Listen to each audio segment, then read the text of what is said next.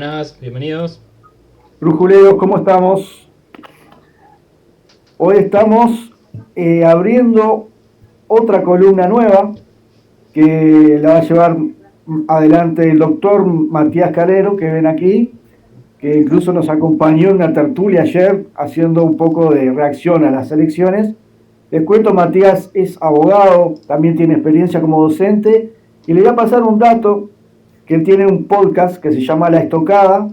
También la columna se va a llamar así, La Estocada, donde él toca temas de actualidad, también toca temas que tienen que ver con filosofía política, que tiene que ver con ideas liberales, como pueden encontrar material de Hayek, de Ayn Rand, incluso de marxismo. Vamos a tocar mucho de esos temas, así que van a ser charlas muy enriquecedoras.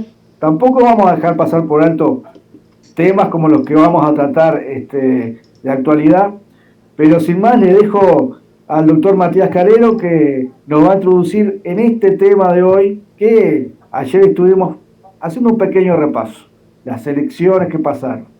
Matías, bienvenido a la Brújula Libertaria. Muchas gracias por la invitación, agradecido enormemente. Sí, un poco, bueno, la idea de la columna es por ahí traer un poco la dinámica y la impronta del podcast, de La Estocada, acá Brújula Libertaria. El podcast ya hace bastante tiempo, ahora 3 años que lo vengo haciendo con una frecuencia un poco intermitente, pero la idea siempre fue comentar cuestiones coyunturales o de actualidad, siempre desde una óptica o sea, desde la óptica del liberalismo. Y bueno, meterse en estos temas candentes, intentando, en algunos casos igual, incluso el año pasado, ya no me acuerdo, creo que fue el año pasado, sí, empecé una serie de píldoras liberales, digamos, que bueno, eran intentos de analizar temas coyunturales desde una óptica libertaria o liberal, digamos, en general. Entonces, bueno, ahí estuve hablando algo de Nozick, de Ayn Rand, de Buchanan, digamos, y la Escuela de la Elección Pública, en fin, tocando temas de actualidad, pero como punto de partida o como excusa, digamos, para abordar o tratar de temas más teóricos, digamos. Y bueno, y en esta oportunidad, teniendo en cuenta el resultado de las elecciones y sobre todo de esa decisión inesperada, que ya lo comentamos anteriormente, del Partido Nacional, concretamente de Álvaro Delgado, de elegir a Valeria Ripoll como precandidata, me da pie para tratar un tema que trataré en el próximo capítulo del podcast, que es de alguna manera la crisis ideológica del Partido Nacional y de alguna manera lo que yo entiendo que es la consolidación definitiva de la hegemonía progresista en el Uruguay.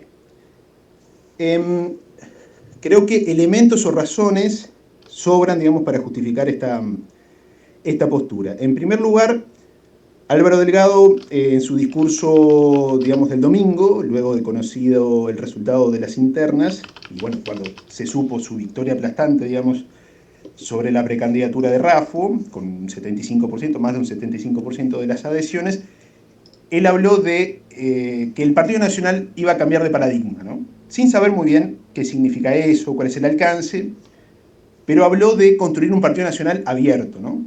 O sea, bien abierto, habló él. Ahora, ¿qué significa eso? Bueno, hay que deducirlo, ¿no? Pero uno puede concluir, aunque sea provisoriamente, que teniendo en cuenta el perfil ideológico de Valeria Ripoll, que bueno, ya lo comentamos anteriormente al analizar este tema, que es una mujer, una militante sindical, una militante frente amplista que viene de ese sector, bueno, sin ninguna conversión ideológica, uno puede concluir, creo que no sin razón, que Valeria Ripoll es una mujer de izquierda, que no se convirtió ideológicamente por entrar al Partido Nacional. Entonces uno podría decir que la fórmula presidencial tiene en la vicepresidencia una persona de izquierdas y a Álvaro Delgado, que públicamente dijo que él no vendría a ser el ala derecha del Partido Nacional. Entonces uno puede concluir también, creo que con fundamento, de que sería el ala, por lo menos centro o de centro izquierda, si se quiere, del Partido Nacional. Entonces, la fórmula electoral del Partido Nacional está, digamos, pronunciadamente corrida o escorada hacia la izquierda. Entonces esto a mí me permite analizar un poco la historia reciente del Partido Nacional y de alguna manera entendiendo la historia reciente del Partido Nacional y su vinculación con algunas propuestas liberales o liberalizadoras, podemos entender que este corrimiento del Partido Nacional hacia la izquierda es de alguna manera la muerte de cualquier pretensión liberalizante o liberalizadora del Partido Nacional. O sea, hay un abandono pleno por parte del Partido Nacional de ir hacia una disminución del peso del Estado, una eliminación de burocracia o de trámites, o en fin, de eliminar el peso del intervencionismo del Estado en la economía. Ahora, históricamente, digamos en los últimos, podríamos decir en el último siglo, el Partido Nacional se caracterizó por ser de alguna manera el contrapeso del vallismo, por decirlo de alguna manera, ¿no? Los debates entre Luis Alberto Herrera y Valle Ordóñez de alguna manera fueron como el contrapunto esencial de la vida política del Uruguay en el primer cuarto de siglo, los primeros 30 años, ¿no? Del siglo XX. Luis Alberto Herrera tuvo, o construyó una doctrina que se podría interpretar como liberal conservadora, opuesta a ese intervencionismo y a ese paternalismo marcado del vallismo, y supuso, eso, ¿no? Como una especie de contrapeso, de balance a esas pretensiones estatistas del vallismo. Cuando en 1958 el Partido Nacional llega al colegiado, gana las elecciones del 57 y se convierte en la fuerza mayoritaria del colegiado de ese momento, teniendo 6 miembros sobre 9, es decir, el Partido Nacional, con la alianza, el herrerismo básicamente, con la alianza que hizo con el ruralismo de Benito Nardone, con el famoso chicotazo, logró una victoria muy importante a nivel electoral y le puso fin a prácticamente casi 100 años de hegemonía colorada. Eso hizo que, con la mayoría en el colegiado, se pudiesen realizar algunas reformas liberalizadoras, o liberalizantes, porque la mayoría en el Ejecutivo se tradujo también o se reflejó en una mayoría en el Parlamento. Entonces, en 1958 se promulga la Ley de Reforma Cambiaria y Monetaria, que lo que vino a hacer fue eliminar todo ese sistema de cambios múltiples que había heredado Uruguay del neovallismo, incluso también del terrismo. Eliminó algunos subsidios a la actividad productiva y al consumo. Por ejemplo, en 1960 suscribe una carta de intención con el Fondo Monetario Internacional, por medio de la cual el Uruguay se comprometía a, si tomaba deuda, realizar ciertas reformas liberalizantes o reducir el gasto público y demás. O sea, la filosofía de ese primer periodo del colegiado herrerista era marcadamente, antivallista, por decirlo de alguna manera, un poco reticente del estatismo que había sido heredado tanto del vallismo como del terrismo y del neovallismo, es decir, básicamente esos 50 primeros años del Uruguay habían sido estatismo a todo trapo, ¿no? Estatismo a todo trapo. Que si bien tuvo en la década del 20 una especie de alto, con el Alto de Viera, después la crisis del 29 hizo que ese impulso estatista y estatizador e intervencionista se reviviera a través del terrismo. Y nunca se le puso freno. Nunca se le puso freno porque después vino Valdomir, vino, Tomás Berreta, después vino Valleverra, se siguió esa línea. El primer colegiado blanco le puso un freno. Después, el problema vino que en las elecciones del 63, que renuevan, el colegiado en el 64, el herrerismo se alía con la Unión Blanca Democrática, la UBD, que sí supuso un apartamiento, un debilitamiento de la influencia del ruralismo en el gobierno y un cese, una disminución de ese impulso liberalizador y desestatizador, del primer colegiado blanco. Entonces, ¿a qué voy con esto? Que es que el Partido Nacional ya tiene experiencia con estas idas y vueltas entre impulsos liberalizadores y impulsos más estatizadores, porque en el segundo colegiado blanco comienza, sí ya de la mano de Wilson Ferrer Aldunate, un impulso más planificador a mediano plazo, se elimina el tipo de cambio único, se vuelven a los tipos de cambios diferenciados, hasta que después termina explotando en la crisis hiperinflacionaria del 66, que llegó a la derrota del Partido Nacional y al triunfo de Óscar Gestido. Que después, bueno, después se muere Gestido, asume Pacheco, que era el vicepresidente, bueno, ya sabemos lo que pasó después. Pero a lo que voy con esto es que históricamente el Partido Nacional tuvo, o siempre fue una especie de baluarte favorable a la liberalización. Y de los partidos tradicionales era el único del cual podía llegar a salir algo así como ciertas reformas en favor de la libertad económica y a la disminución del peso del Estado. Eso se tradujo, o de alguna manera se volvió a ver con el segundo impulso nacionalista con el gobierno de Luis Alberto Lacalle Herrera, del 90 al 95. Lacalle Herrera intenta, con la ley de empresas públicas, hacer una reforma estructural importante, me atrevería a decir la única que se intentó hacer en serio en este país, que obviamente fue derrotada o desactivada o desarticulada con el referéndum de las empresas públicas del 94.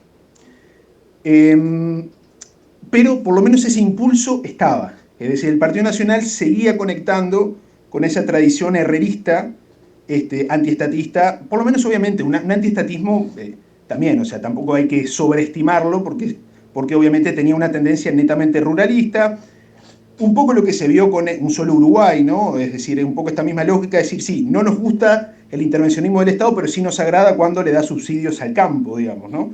O sea, hay como ese doble discurso propio de la lógica ruralista. Pero por lo menos era un impulso que iba, creo, entiendo yo, obviamente, en el sentido ideológicamente correcto. El punto es que con la victoria de Álvaro Delgado, obviamente esto supone la claudicación total de cualquier intento liberalizador por parte del Partido Nacional. Lo cual hace que, si del otro lado, dentro de los partidos tradicionales, digamos, tienes el Partido Colorado con un predominio del vallismo, que obviamente es una ideología o una doctrina que ve con muy buenos ojos el intervencionismo estatal, el aumento del peso del Estado, entiende que hay que crear continuamente derechos, que el Estado tiene que proteger a los más débiles a través de, bueno, cierta redistribución y demás. Pero, a ver, también es cierto que cuando el propio presidente de la República en Argentina, en ocasión de una invitación que le hace, creo que la Fundación Libertad, una fundación de este tipo, dice que no puede haber libertad sin Estado, ¿no? Eso creo que también marca que el Partido Nacional realmente hace tiempo que está corrido hacia la izquierda y que abandonó cualquier pretensión de eso, ¿no? De ver al Estado como un problema, de ver al Estado como, digamos, algo cargoso, algo pesado, algo que debe ser de alguna manera atenuado, y se lo pone en el lugar que siempre tuvo el Estado dentro de la doctrina vallista, es decir, el Estado como escudo de los débiles, es decir, el Estado como esa especie de síntesis digamos, de las necesidades sociales, muy propio del krausismo, ¿no? Digamos, esa cosa media amorfa, media extraña del idealismo alemán, que fue como la doctrina que vertebró el vallismo. Entonces, este Estado benefactor, este Estado bueno, este Estado que hace piecito, digamos, era una noción más propia del vallismo que del herrerismo, claro está. Y esto me parece que es alarmante porque, bueno, porque de alguna manera consolida o determina de manera indefectible la hegemonía del progresismo en Uruguay. O sea, el Uruguay siempre tuvo, obviamente, siempre fue, digamos, un sistema, digamos, una comunidad política, obviamente más tirada hacia la centroizquierda que a la centroderecha. Hay un libro de Real de Azúa que se los recomiendo que se llama La Sociedad Amortiguadora, que de alguna manera pinta, creo que bastante bien, esta concepción, o digamos, esta idea que está en el inconsciente colectivo del Uruguay, de que el Estado tiene que amortiguar, mejor dicho, perdón, no amortizar, que eso es otra cosa, amortiguar. El Estado tiene que, de alguna manera, evitar que las diferencias socioeconómicas sean demasiado pronunciadas, el Estado tiene que estar para dar una mano, en el Uruguay no pasa mucha cosa extraña, no se pueden hacer muchas horas, es una sociedad de la medianía. Bueno, toda esta lógica del vallismo está impregnada en el ADN prácticamente del Uruguay, pero mal o bien había algún contrapeso llamado Partido Nacional que venía a proponer algo diferente, aunque no fuese algo radicalmente diferente, pero por lo menos un matiz con el vallismo. Digamos, esta hegemonía del lacayismo, digamos, dentro del Partido Nacional, que un presidente que se dice ser liberal hable que no puede haber libertad sin Estado es una contradicción flagrante, absolutamente flagrante. Y esto me parece que es lo suficientemente sintomático como para decir, bueno, muchachos, no hay alternativa. No hay alternativa política. O sea, si el partido, el único partido del cual podía llegar a salir alguna propuesta con algo de viabilidad en materia de disminución de la carga del Estado y aumento de las libertades económicas y personales, que era el Partido Nacional, se terminó transformando en una especie de sucursal de la centroizquierda, bueno, definitivamente no hay escapatoria, repito. No hay una escapatoria dentro de la lógica de los partidos tradicionales, porque obviamente que el vallismo, el Partido Colorado, ya sabemos para qué lado se apuesta. Cabildo Abierto, más de lo mismo, es decir, la doctrina económica de Cabildo Abierto es vallismo, vallismo con botas, nada más. Es decir, es la misma lógica del estatismo, del Estado, como una especie de elemento o agente ineludible e imposible de eliminar en la sociedad uruguaya porque no se puede pensar por fuera del Estado en este país. Es decir, la estatolatría es tal que es como una especie de límite de la conciencia del uruguayo. O sea, no podemos pensar sin Estado. O sea, no podemos pensar que el servicio de agua potable no lo dé el Estado. No podemos pensar que el servicio de energía eléctrica no lo dé el Estado. ¿Qué va a pasar? ¿Que vamos a quedar en manos de los privados? Es imposible. Para que se hagan una idea, en el Uruguay, hasta principios de la década de los 90, el Banco de Seguro del Estado tenía el monopolio total y absoluto de los seguros. No habían corredores de seguros privados en este país. Con la creación del Banco de Seguro del Estado, de manos de, obviamente, ¿quién más? El vallismo. Entonces, en el Uruguay hay ciertos consensos socialdemócratas y estatistas que son realmente imposibles de destruir. Y si uno le quita o si uno saca del juego discursivo a una fuerza política o un sector de una fuerza política que más o menos ponía en duda o cuestionaba este tipo de consensos de que el Estado siempre es bueno, el Estado es necesario, el Estado tiene que hacer piecito, el Estado tiene que subvencionar y apoyar la creación de una industria nacional inexistente, bueno, la hegemonía del progresismo es total. Y esto me parece que habla de una crisis ideológica tan profunda del Partido Nacional que a su vez se traduce, me parece, en eso, una consolidación de la hegemonía del progresismo que va a ser muy difícil de combatir, porque si ni siquiera los que por ahí históricamente estuvieron más o menos interesados en combatirlo, claudicaron y de alguna manera se rindieron a esta lógica de la centroizquierda, de los derechos, es decir, basta con ver que el Partido Nacional todos los años pone una balconera con la bandera de la diversidad. ¿Qué es eso, por Dios? Es decir, es como están tomando banderas que no son propias. Lo mismo también hace relativamente poco, en la última marcha del silencio, realmente bochornoso, un video del Partido Nacional, hablando de sus referentes, hablando de Gutiérrez Ruiz, perfecto. Pero no hay que olvidar que parte del herrerismo con Echegoyen estuvo dentro de la dictadura militar. Formó parte del Consejo de Estado, por Dios. O sea, el Partido Nacional no puede venderse a sí mismo como una especie de partido de la resistencia, al igual que el Partido Comunista. Sin embargo, lo hace. Lo hace porque es lo políticamente correcto. Así que bueno, básicamente disparo esto, después lo podemos discutir y pelotear entre los tres, pero mi objetivo básicamente es esto, transmitirle que si ya la hegemonía progresista venía en franco digamos, aumento, creo que con esta jugada de Delgado y sobre todo con la explicación que él da de fondo, esta cuestión de cambiar de paradigma en el Partido Nacional y de hacer un partido bien amplio. Ahora, ¿qué significa ese partido bien amplio? ¿Hasta dónde va esa ampliación? ¿Hasta dónde? O sea, si esa ampliación está justificada por el sacrificio o digamos, si esa ampliación justificaría el sacrificio de ciertas banderas o ciertas premisas ideológicas históricas del herrerismo, como eran, por ejemplo, esto, ¿no? La reducción del Estado, la eliminación de ciertos subsidios, en fin. O sea, básicamente el antivallismo, o la única resistencia al antivallismo, definitivamente murió en el Uruguay. Así que bueno, sería un poco eso. Bueno, nosotros ayer cuando hablábamos en lo que se refería a esta reacción de las elecciones, tocamos un poco también el punto de lo que se ha transformado también el Partido Nacional y las cosas que se dijo que, por ejemplo, la calle iba a cumplir, que al final no cumplió con nada de lo que dijo que iba a hacer en su campaña, ¿no? ese famoso liberal que, no sé por qué, parece una moda hablar de liberal, pero la calle no cumplió con nada Con con lo que tiene que Milei. ver con el liberalismo. Ahora, vamos a suponer que fuese a ganar Delgado. Nosotros ya habíamos analizado en otros episodios de Brújula Libertaria las propuestas de gobierno de Delgado, de diferentes candidatos del Partido Nacional, y ya no hay nada de liberalismo, ¿no?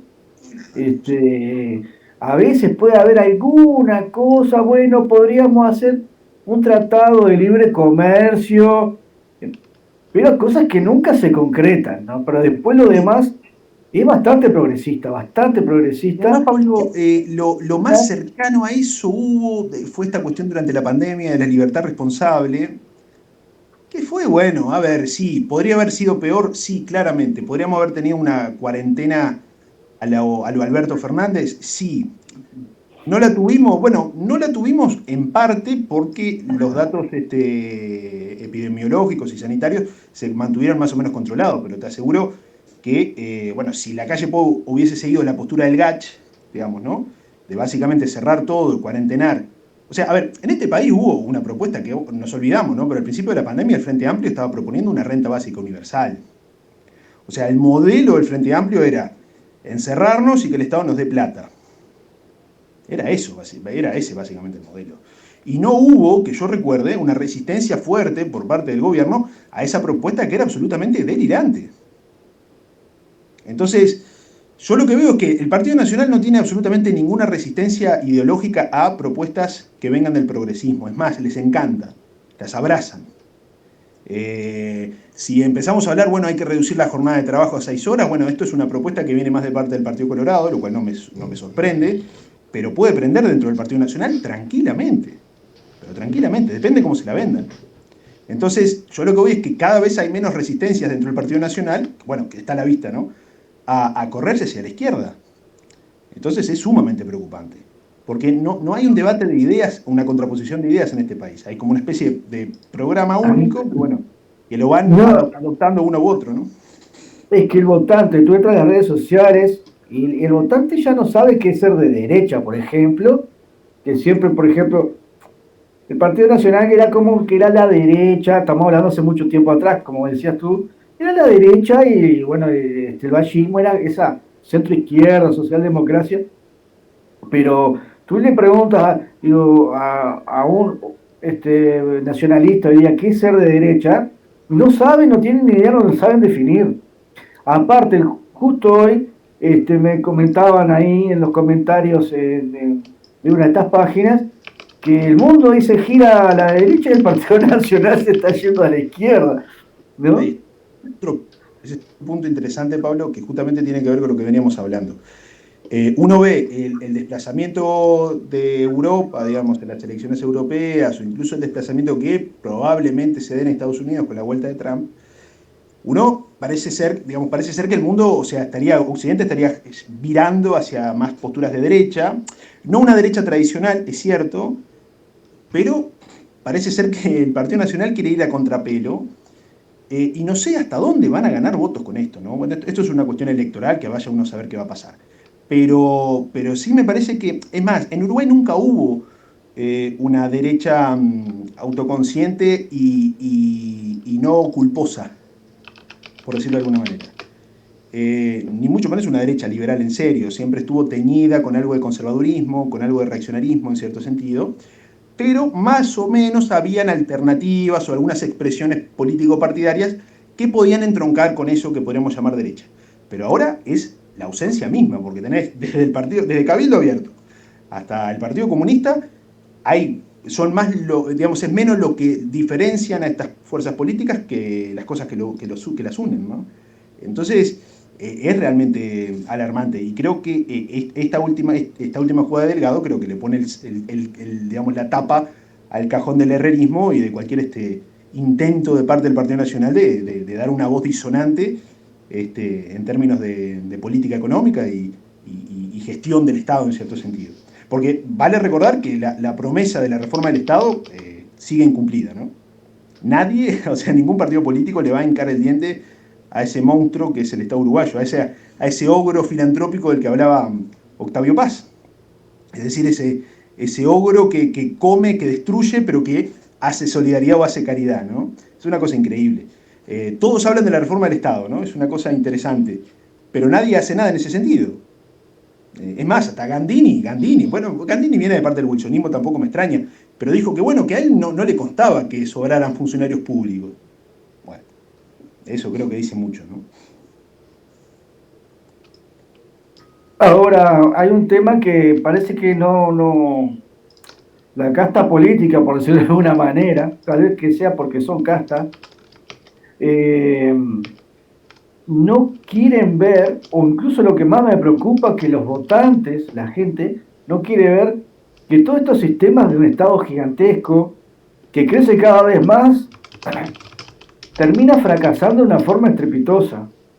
Tal, el caso de Argentina creo que es un caso sumamente exagerado, porque aquello ya no, hay que hacer un capítulo, 2, 3 capítulos aparte, pero en todo el mundo, en Europa, los países estatistas, que estamos hablando de Europa, nada menos que moneda fuerte como el euro, son países que han quedado estancados, ¿no? Sin crecimiento. Y acá seguimos diciendo, estamos viendo que aquellos se dan contra la pared. Bueno, nosotros también vamos a darnos contra la pared. Como que cuesta reaccionar aquí, ¿no? Sí, sí. Sí, sí, es que, a ver, uno podría encontrarle explicaciones incluso históricas a esto.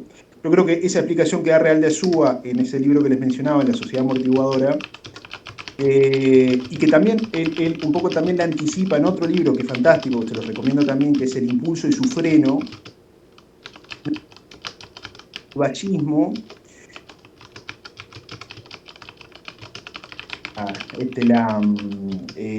bueno, el freno justamente a las políticas reformistas del bachismo, ¿no?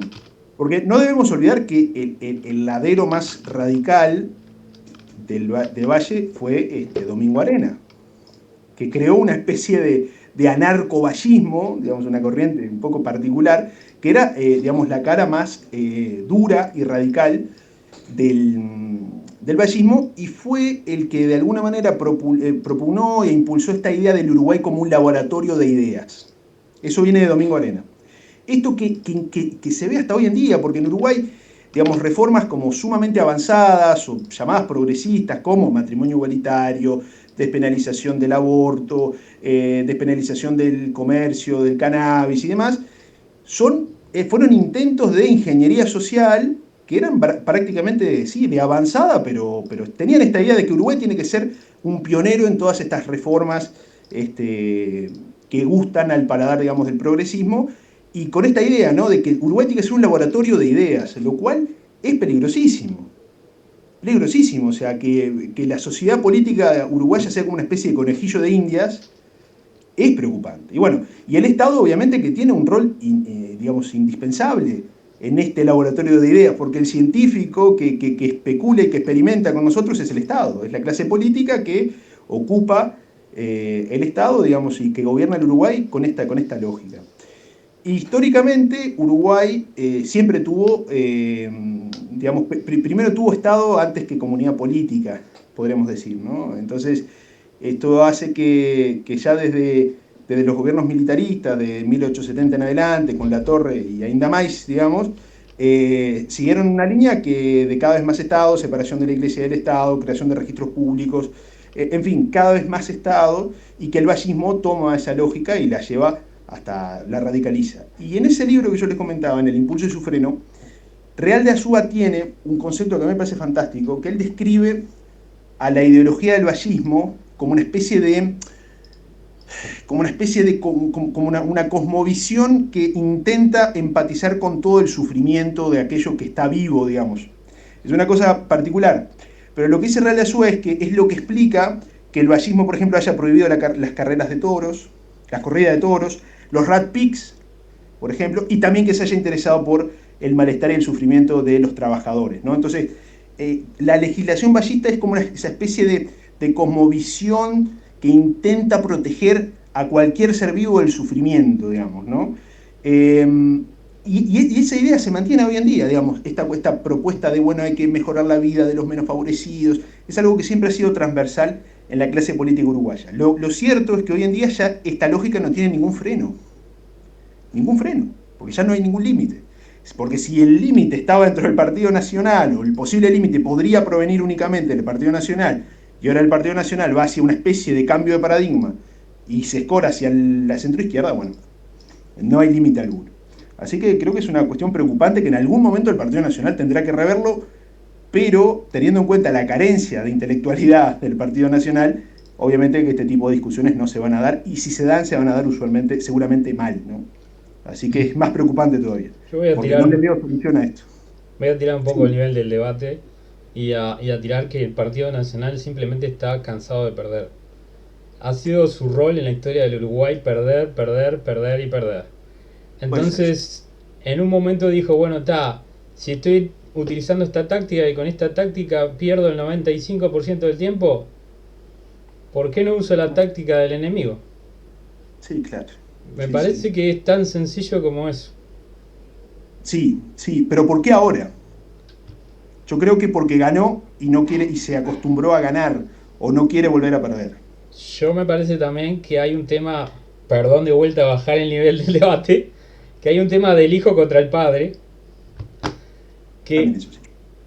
que el padre quiso hacer un montón de cosas, no pudo, el hijo vio como el padre fracasó y como todo hijo, dice, yo la tengo clara, es por acá. O sea, ya desde cuando arrancó Luis Lacalle Pou con el tema de por la positiva y empezaba a hacer las macacadas en las esquinas, el tipo no tenía absolutamente nada que ver con la retórica y la dinámica clásica del Partido Nacional. No estoy diciendo que lo inventó él, porque probablemente entre el Partido Nacional ya habían corrientes de izquierda, pero yo lo veo como algo tan sencillo como, papá, deja de intentar eso, no te va a salir, déjame a mí, que vamos a hacer lo que funciona.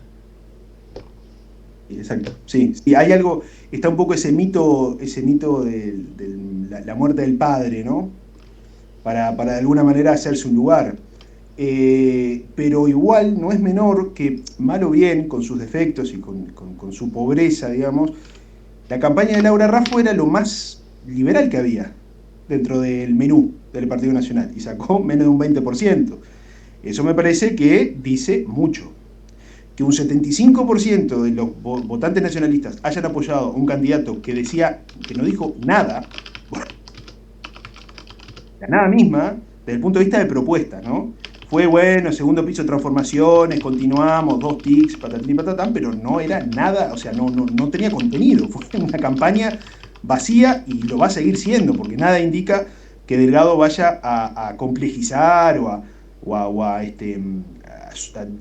dotarlo de sustancia a su discurso, ¿no? O sea, va a O ser lo sea, mismo, o sea, vamos a seguir por el segundo piso de transformación y no sé si piensa que está construyendo un edificio, no sé, porque también hay algo que es fantástico, que es el abuso de las metáforas, ¿cómo podríamos decir? Yo en su momento hablaba del abuso de las metáforas cinéticas o del movimiento, ¿no? Es todo, no, hay que avanzar, no hay que retroceder, hay que construir, es todo cuestiones, como un abuso de esas metáforas, piensan que el Uruguay es como una especie de edificio que se puede construir, o de cosas que se pueden mover, y que se puede acelerar el movimiento, que se puede retroceder, una cosa que es la nada misma, ¿no? O sea, porque ni el Uruguay es una cosa, ni el Uruguay es un edificio que se pueda construir, se le puede poner un piso más o un piso menos. Pero ese tipo de metáforas, en realidad, lo único que hacen es reforzar el rol o la preponderancia de la clase política. Es decir, que la clase política puede hacer y deshacer. Un candidato puede mover más rápido o menos rápido. Un candidato puede llevar el país hacia atrás. Es increíble, ¿no? Pero bueno, creo que no, eso, sobredimensionan el rol de la clase política y todos estamos pensando en términos de, bueno, si este candidato gana, el Uruguay le va a ir mejor, si este candidato pierde, le va a ir peor, en fin. hay una pequeña gema de la noche de los comicios que cuando se juntan en la sede del Partido Nacional y entran a la sede, Rafo entra a la sede de la mano de Luis Lacalle Herrera. Y Luis Lacalle Sí, Herrera no la suelta en ningún momento. Bueno, más allá de que obviamente le dio parte de su sector político para poder promover sus ideas, como vos decías, es la heredera de... Y eso. Exacto, entonces digo, hubo un quiebre en el Partido Nacional, estaba en juego su identidad y el Partido Nacional eligió por una mayoría absoluta la nueva identidad, que es el delfín del hijo del último cacique. Em, con, con respecto a las metáforas, digo, todos los políticos las usan, están sobreusadas, generalmente son de fútbol y apelan al menor común denominador de manera tal de asumen de que el pueblo, de que la gente, vamos a usar términos colectivistas, no entiende a no ser de que se le hagan metáforas relativamente sencillas. Pero claro, en esa búsqueda de comunicación, que obviamente es irónica y cínica, terminan hablando sobre la nada la mayor parte del tiempo. Y la gente que sí puede entender un poquito más allá de la metáfora se siente insultada.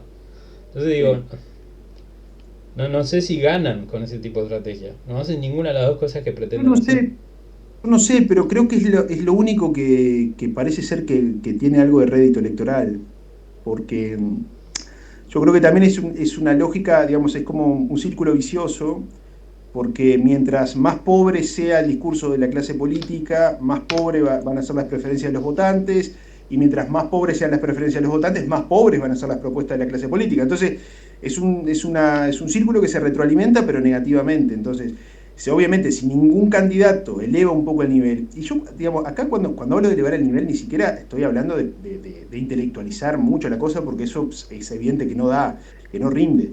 Pero lo que voy es alguna propuesta con algo de sustancia, que haya por lo menos una visión de país o un modelo de país, un modelo de gestión, que hayan algunas ideas fuerza que se presenten y que digan, bueno, esto es una cosa y estas son ideas contrapuestas. Que haya algo de competencia discursiva en la política y que la competencia o la contienda electoral sea algo más que a ver quién tiene más porotos de un lado o del otro, digamos. Pero claro, si ninguno, o sea, si no hay un incentivo a ir por ese camino, obviamente que los políticos van a seguir la corriente. Digamos, esto que muchas veces se habla de mover la ventana de Overton, el problema es que en Uruguay ni siquiera hay ventana de Overton. No hay. Entonces, ¿cómo vas a mover algo que ni siquiera hay? Porque si los políticos hablaran en términos de, bueno, posicionamientos políticos, izquierda, derecha, bueno, uno puede decir, bueno, hay que moverla para un lado o para otro. Pero ni siquiera hay ventana que mover, porque ni siquiera los políticos hablan en esos términos. Entonces, es desolador el panorama. Es desolador, porque lo que va a llegar, bueno, no sé, o sea, si gana Delgado va a ser un continuismo del lacayismo, y el lacayismo a su vez fue un continuismo del Frente Amplismo, del gobierno de Vázquez. Entonces, y si gana Orsi va a ser lo mismo seguramente. O capaz que, bueno, van a ver si hay algunas reformas, creo que en el peor sentido posible. Pero, bueno, no hay mucha alternativa. Entonces, que la campaña de octubre sea entre una fórmula de centro izquierda y de izquierda, bueno, creo que dice bastante, ¿no? De la situación actual. Y ese era un poco el punto de la columna, y que bueno, que espero que haya sido de interés y que bueno, que despierte alguna, qué sé yo, algún pensamiento, que es un poco la idea, ¿no? Por eso, seguramente lo va a hacer. Gracias, Matías. La verdad que muy buena la tertulia, más que nada. La tertulia al final, nosotros que como atrevidos nos pusimos a hablar un poco, ¿no? Pero enriquecedora la charla, sobre todo el repaso histórico que viene al caso para ver qué es lo que está pasando. Bueno, dejarán en los comentarios qué les parece a ustedes que escucharon esta charla. Incluso lo van a poder tener también en el podcast, pero que sirva un poco para abrir la cabeza, decir, bueno, si gana, ¿qué diferencia va a haber entre el Frente Amplio y el Partido Nacional si llegase a ganar? ¿Va a crecer el país un montón económicamente? ¿Vamos a hacer Nueva Zelanda? No. Vamos a seguir, nos vamos a seguir hundiendo. Yo puse el otro día en el Facebook dándole un poco de palo a esto. Digo, si gana el Frente Amplio, que es más izquierda todavía, nos vamos a ir a pique bastante rápido. Si gana el Partido Nacional, la coalición esta multicolor, nos vamos a ir a pique, pero más lento. O sea, el resultado es el mismo, lo único que más lento. Seguimos un país estancado, que no crece, que aumentó un 20% de pobreza infantil con este gobierno, pero nadie está preocupado que no vaya a ganar el Frente Amplio. Si casi no hay diferencia, la gente no quiere entender eso. Y bueno, que esta charla que nos dio Matías, nos sirve un poco para reflexionarla. Por ahí uno dice, no, pero está muy sesgado. No, los datos están ahí. El que no los quiera ver, nosotros como liberales que somos, tratamos de siempre que haya datos, que la persona que vea el video lo pueda corroborar. Y bueno, esta va a ser un poco el formato que va a traer Matías, y siempre escarbando y mirando que bien las cosas como tienen que ser. Así que, como un poco para adelantar lo que sería la segunda columna, ¿no? Teniendo que se llegaron a las adhesiones necesarias para habilitar el plebiscito de la Seguridad Social, bueno, en el próximo encuentro, bueno, la idea es tratar un poco de qué va esto, porque conectando con lo que estamos hablando, la pobreza de la oposición por parte de la coalición a este proyecto va a ser franciscana. O sea, va a ser de un nivel tan bajo el debate que realmente no se va a, vaticino yo, ojalá me equivoque, pero creo que no me voy a equivocar, que no se va a tomar el toro por las astas, ni se va a realmente hacer un análisis serio de la propuesta, la naturaleza destructiva que puede llegar a tener si se aprueba ese zafarrancho propuesto por el PIT-CNT y por el Partido Comunista, y seguramente el rol de la coalición se va a limitar a defender la ley de seguridad social que armaron, también cuestionable, pero realmente hay experiencias, por ejemplo el caso de Chile, en fin, ¿no? Que realmente hay una lógica de la izquierda de ir en contra del sistema de ahorro individual.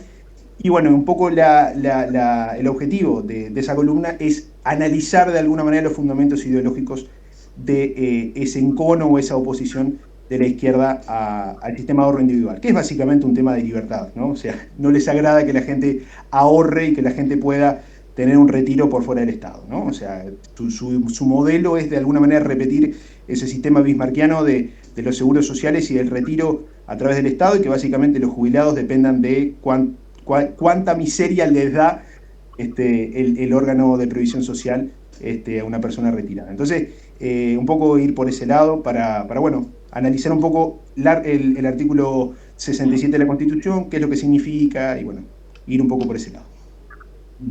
Así que no se lo pierdan, que va a estar muy bueno. Esta columna va a ser una vez por semana, así que quédense expectantes porque va a ser así con una carga de material y contenido que no va a haber excusa para decir no me avisaron.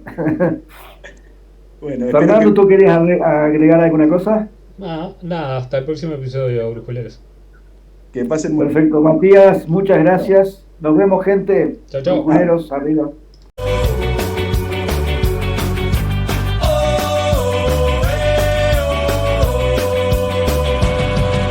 Brújula libertaria, vaya fama que has ganado. Te hallamos en YouTube, un canal recomendado. La murga trae satiras a jugar y a desbordar. Con vídeos e ideas, un compás para